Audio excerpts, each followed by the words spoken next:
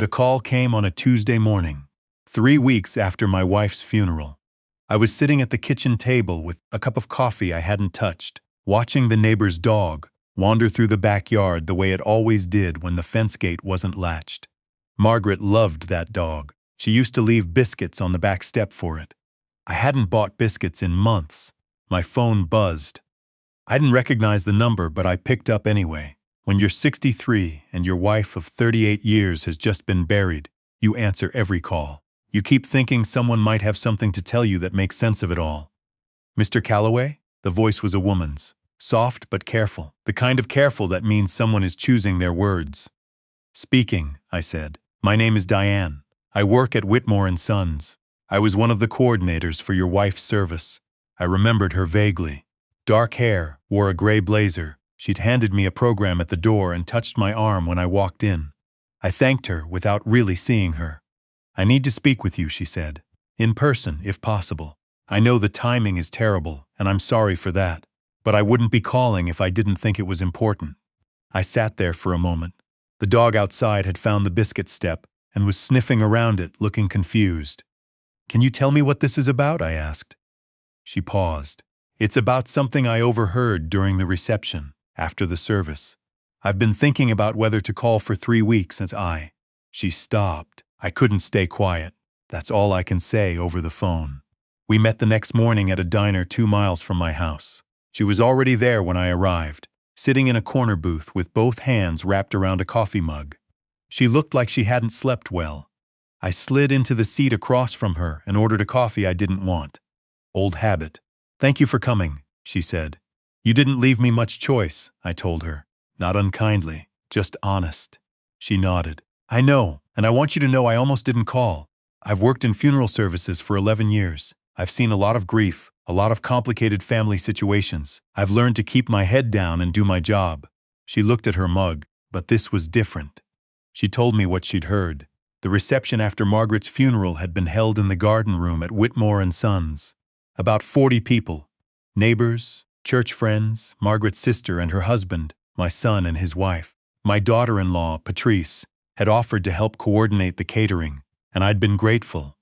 She'd always been efficient like that, good at logistics. I'd never thought to wonder what else she was efficient at. Diane had been moving through the room quietly, collecting empty plates, making sure the coffee station was stocked. The garden room had a small side hallway that led to a coat closet and a restroom. The hallway was partially hidden behind a tall floral arrangement. She was in that hallway, arms full of dishes, when she heard my son's voice. "It has to be the house first," he was saying. "The market's up right now. If we wait, we lose the window. Then, Patrice, we need the account access first. Without that, we can't move anything." A pause. "He won't even notice for the first few months. He's going to be a mess. That's actually good for us," Diane said. She froze. She told me she thought at first she was misunderstanding something. Maybe they were talking about their own finances. But then she heard my son say my name. "Dad's always trusted me with everything. Joint signatory on the business account, remember? Margaret had him add me 2 years ago, so use it," Patrice said. "Start small. Transfers look like normal expenses. And the house? Give it 6 months. Tell him he shouldn't be alone in that big place, that it's too much to maintain. He'll listen. He listened to your mother about everything." I sat across from Diane in that diner booth, and I didn't say anything for a long time. She pushed a small folded piece of paper toward me across the table. I wrote down exactly what I heard as soon as I got home that night, word for word. I was shaking when I wrote it. I looked at the paper but didn't open it. "Why are you telling me this?" I asked. Not accusatory. Genuinely, she met my eyes. "Because my father died 7 years ago, and my brother did something similar. Not as calculated as this, but—" She stopped. "Someone should have told my father. No one did." I thanked her. I paid for both coffees. I drove home and sat in the driveway for 20 minutes before going inside. My son Warren had been back home for 3 weeks at that point. He and Patrice lived about 40 minutes away normally, but after Margaret passed they said they wanted to be close. Help me with things around the house. Keep me company. Warren had taken a week off work, then extended it. Said his boss was understanding given the circumstances. I'd been glad to have them. The house felt like a soundstage after Margaret died. All the props still in place, but the production canceled. Her reading glasses on the side table, her cardigan on the hook by the back door, her handwriting on the grocery list still stuck to the refrigerator, though I'd bought everything on it weeks ago, just because I couldn't bring myself to throw it away. Warren had his mother's eyes and his mother's laugh. It had both comforted me and gutted me every time I looked at him those first weeks. I thought about that on the drive home from the diner. I'd built my career in commercial real estate development, 30 years of it. When I retired 4 years ago, Margaret and I had been financially comfortable, not extravagant but solid. The house was paid off. There was a business account from the small property management company I still held partial interest in, and yes, I'd added Warren as a joint signatory 2 years ago at Margaret's suggestion. She'd said it was practical, that if anything happened to me, he should be able to keep things running. I hadn't thought twice about it. I called my attorney that afternoon. Ed Marsh. I'd worked with him for 20 years. He answered on the second ring. Richard, he said, and I could hear him adjust in his chair. How are you holding up? I need to see you, I said. Soon, and I need you to pull every document that has Warren's name on it. There was a pause. I can fit you in tomorrow at 9. I said nothing to Warren or Patrice that evening. We had dinner together. Patrice had made a chicken dish, something with lemon and capers, and she talked about a friend's renovation project while Warren scrolled through something on his phone. I watched them. I looked for the seams. Patrice refilled my water glass without being asked. Warren asked if I'd slept better the night before. They were good at it. That was the thing I kept coming back to. They were very, very good at it. I've been thinking about calling a financial advisor, I said, just to see. Warren looked up.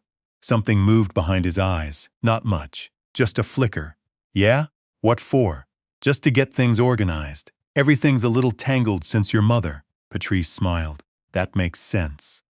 Actually, Warren and I were going to suggest the same thing. We want to help whatever you need. I appreciate that, I said. After dinner, I went to bed at 9 o'clock, which I never did. I lay in the dark in the bed Margaret and I had shared for 31 years on my side, with her side still undisturbed, and I stared at the ceiling. I was not a man who cried easily. I'd cried at the funeral. I'm not made of stone, but in my day-to-day life I'd always been what Margaret called a processor. I thought things through before I felt them. Sometimes I thought things through instead of feeling them. She'd found that frustrating sometimes. I'd been working on it. What I felt in that bed was something I didn't have a clean word for. Grief and betrayal are two different weights, and when you're carrying them both at once, they press on different places. The meeting with Ed went 2 hours. He walked me through everything methodically. Warren's signatory access to the business account, my will, which left the house and primary assets to Warren, and, in the event he predeceased me, to a list of charitable organizations Margaret and I had agreed on, my investment accounts, which were individual and untouched, the property management arrangement. What are you thinking? Ed asked when we'd finished going through it all. I put Diane's folded note on his desk. He read it twice. He set it down carefully, the way you set down something fragile. Do you want to confront him? He asked. No, I said. Okay. He folded his hands. Then here's what we do. We removed Warren's signatory access from the business account that same week. Ed handled it directly with the bank. A routine update to account management. No drama, no notification required. We changed my will entirely. The house would go into a charitable remainder trust upon my death, with a life-use provision for me.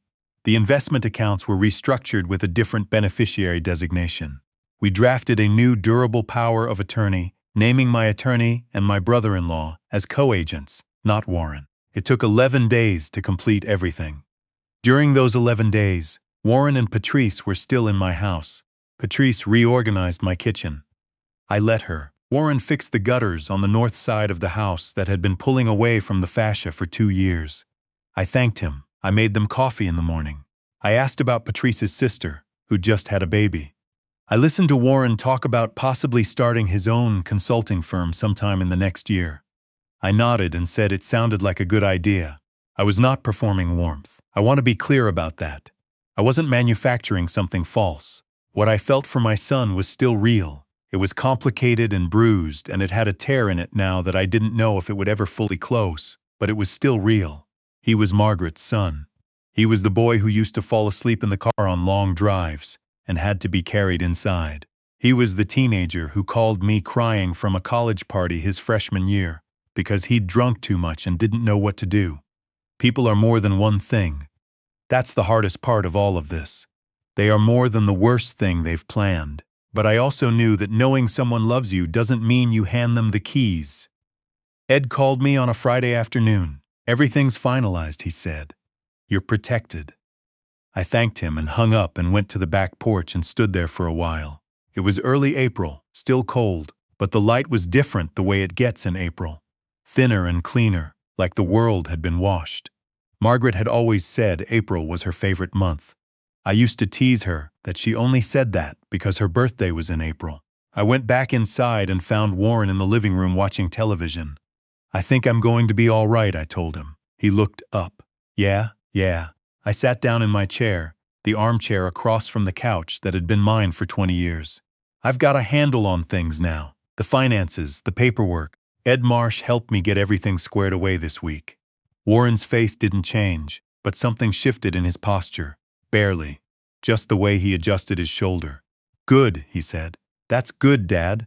I think I'm ready to have the house to myself again," I said. "I appreciate you both being here. It meant a lot. But I think I need my routine back." Patrice came in from the kitchen, drying her hands on a dish towel. She looked at Warren. He looked at his phone. "Of course," she said. "Whatever you need." They left 3 days later. Warren hugged me at the door, a real hug, and I held on to it for a second longer than I might have otherwise. Patrice hugged me too and said to call if I needed anything, and I said I would. I stood on the porch and watched their car back out of the driveway and turn down the street. Inside, I made coffee and sat at the kitchen table. The neighbor's dog was back, sniffing the biscuit step. On an impulse I couldn't entirely explain, I went to the pantry and found a box of dog biscuits on the second shelf. Margaret must have bought a backup box, the way she always did. I opened the back door and tossed a biscuit onto the step. The dog found it immediately. About a month later, Warren called. He sounded casual, but there was an edge underneath it. The way you hear tightness in a rope when there's too much weight on it. "Hey, I was just thinking, have you talked to the bank recently? About the business account?" "Yes," I said. "Ed and I restructured some things, all taken care of." A pause. "Oh, anything major?" "Just housekeeping," I said. "You know how it gets when there's an estate to sort out, a lot of paperwork." Another pause longer. "Okay. Well, if you need any help, I've got it handled," I said, "but I appreciate it." When I hung up, I sat for a moment with the phone in my hand. I thought about calling him back. I thought about saying, "I know. I want to tell you that I know, and I want to understand how we got here. I want to know what your mother would say." But I didn't call back. Some conversations are only worth having when the other person is ready to be honest.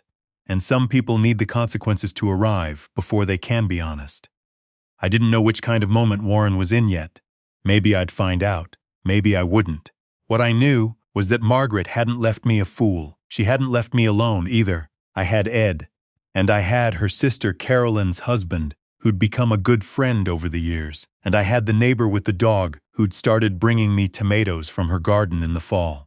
I opened my laptop that afternoon and started filling out the paperwork for a charitable foundation Margaret and I had talked about for years.